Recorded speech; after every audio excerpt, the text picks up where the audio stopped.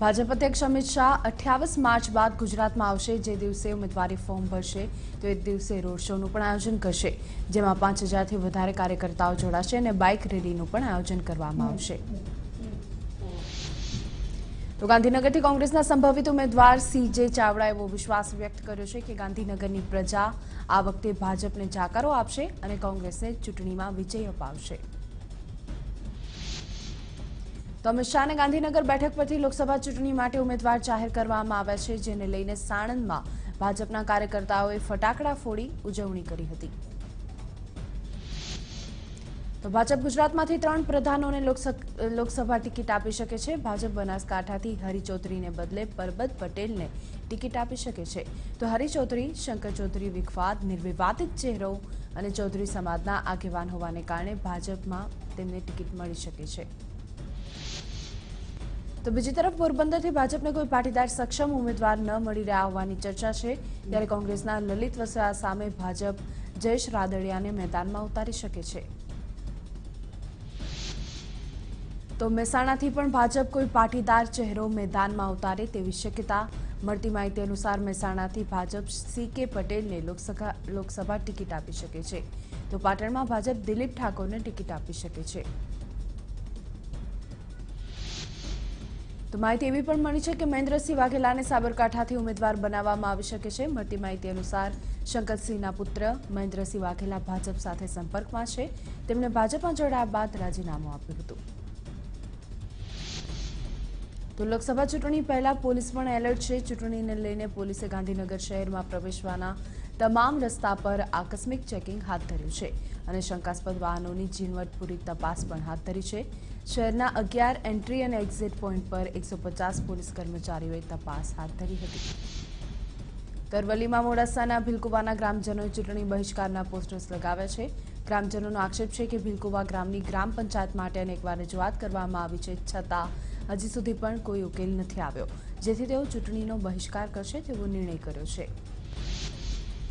તો આ સાથે જ કોઈપણ પાર્ટીના કાર્યકરે ગામમાં પ્રવેશ ન કરવો તેવો પણ ઉલ્લેખ કરાયો છે આ પોસ્ટર્સમાં।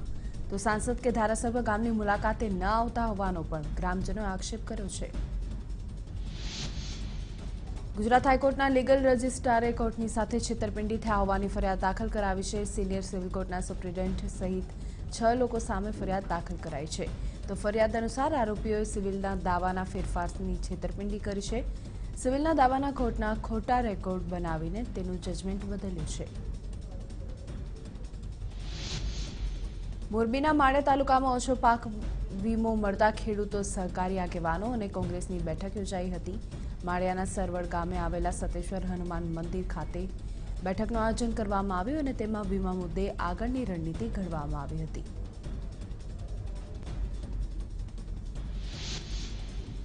ભુજમાં પાણીના અનિયમિત વિતરણ સામે લોકોએ વિરોધ વ્યક્ત કર્યો। નગરપાલિકા કચેરી સામે વિપક્ષી નગરસેવકે સ્થાનિકો સાથે કચેરીના ગેટ સામે ધરણા કર્યા હતા। તો ભાજપ શાસિત ડાકોર નગરપાલિકાની સામાન્ય સભા પહેલા વિવાદ સર્જાયો હતો। નગરપાલિકાના 11 સભ્યો અને અગ્રણીઓએ પાલિકા દ્વારા એક હથ્થુ નિર્ણય લઈને પ્રાથમિક સુવિધાઓ અને દબાણોનું સમર્થન મળતા હોવાના આક્ષેપ સાથે ઉપવાસ કર્યો। ₹81 કરોડના મની લોન્ડરિંગના આરોપી ગુજરાતી ફાર્મા કંપની સ્ટર્લિંગ બાયોટેકનો ભાગ્યોડ્યો હિતેશ પટેલ આજ્ઞામાંથી ઝડપાયો છે। સ્ટર્લિંગ બાયોટેક મામલે ભારતીય તપાસ એજન્સી લાંબા સમયથી તેને શોધી રહી હતી। તો સૂત્રો અનુસાર હિતેશ પટેલનું જલ્દી ભારતને પ્રત્યાર્પણ થઈ શકે છે। તો મહત્વનું છે કે લોન કૌભાંડ કેસમાં સજામાંથી બચવા માટે સ્ટર્લિંગ ગ્રુપના તમામ 4 પ્રમોટર દેશમાંથી ફરાર થયા હતા અને આરોપીઓમાં હિતેશ પટેલ ઉપરાંત નીતિન સાંડેસરા, ચેતન સાંડેસરા, દીપ્તિ સાંડેસરા, રાજભૂષણ દીક્ષિત, તેમનો CA હેમંત હાથી અને વચેટિયો ગગન ધવન પણ શામેલ છે। પત્રકાર ચિરાગ પટેલ અપમૃત્યુ કેસમાં વડોદરાના ડભોઈના પત્રકારોએ પ્રાંત અધિકારીને આવેદનપત્ર આપ્યું અને કેસની યોગ્ય તપાસની માંગ કરી હતી।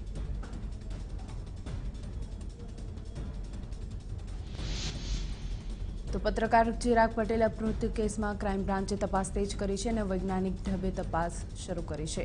તો ક્રાઇમ બ્રાન્ચ દ્વારા HD વિઝ્યુઅલ અને લેઝર મશીનથી ઘટના સ્થળની 3D ઇમેજ લેવામાં આવી।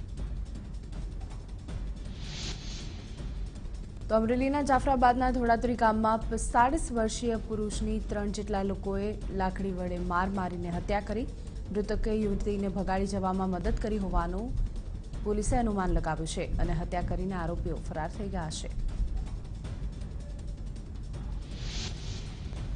સુરતમાં પાસના નેતા અલ્પેશ કથિરિયાના પિતા અને તેમના ભાઈ પર હુમલો કરવામાં આવ્યો. ઘર નજીક પાર્કિંગને લઈને બબાલ થઈ અને બોલાચાલીએ ઉગ્ર સ્વરૂપ ધારણ કરતા 3 લોકો ઉશ્કેરાયા હતા અને અલ્પેશના પિતા અને ભાઈ પર હુમલો કર્યો હતો.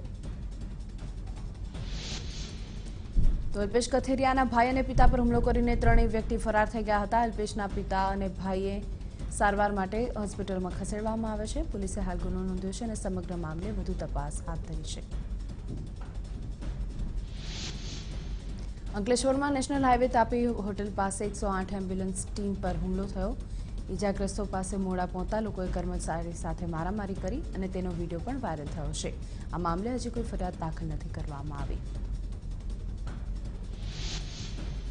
રાજકોટ પોલીસે સોખડા ગામ પાસે 3,33,86,120 રૂપિયા કિંમતના દારૂના જથ્થાનો નાશ કર્યો, જેમાં 1,06,342 દારૂની બોટલ હતી. તો અલગ અલગ 470 કેસમાં દારૂ અને બિયરનો જથ્થો પકડાયો હતો, જેને નષ્ટ કરવામાં આવ્યો.